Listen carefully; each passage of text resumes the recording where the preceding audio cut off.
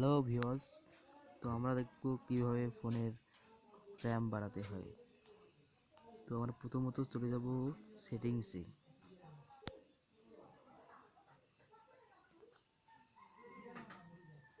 তো তারপরে আমরা খুঁজবো অ্যাবাউট ফোন। এই যে অ্যাবাউট ফোন পেয়ে গেছি। তো এখান থেকে চলে যাব অ্যাবাউট ফোনে। এই যে অ্যাবাউট ফোন, এই যে অ্যাবাউট ফোন, এখানে ক্লিক করে দেবো। তো তারপরে চলে যাব বোল্ড নাম্বারে 7বার ক্লিক করব।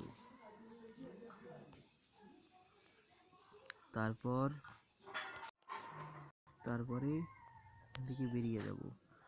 তারপরে যে উপরে দেখতে পাচ্ছেন ডেভেলপার অপশন, এখানে একটা ক্লিক করব। তো তারপর এখান থেকে অন করে দেবো। তারপর এখান থেকে স্ক্রল করব।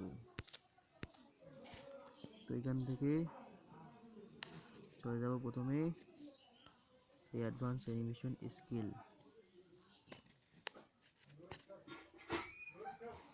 এখানে প্রথমে ক্লিক করে এখান থেকে অফ করে দেব। তারপরে ট্রান্সফরমেশন অ্যানিমেশন স্কিল, এখান থেকেও অফ করে দেব।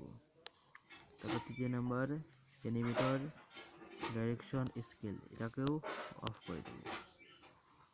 তো এভাবেই আমাদের ফোন এখন র্যাম বাড়বে না। এটা শুধু এমনি বলে সবাই, কিন্তু র্যাম আসলে বাড়ে না। এভাবেই র্যামের পাওয়ারটা ইনহ্যান্স হয়। তো ভিডিওটি ভালো লাগলে অবশ্যই লাইক সাবস্ক্রাইব করে যাবেন।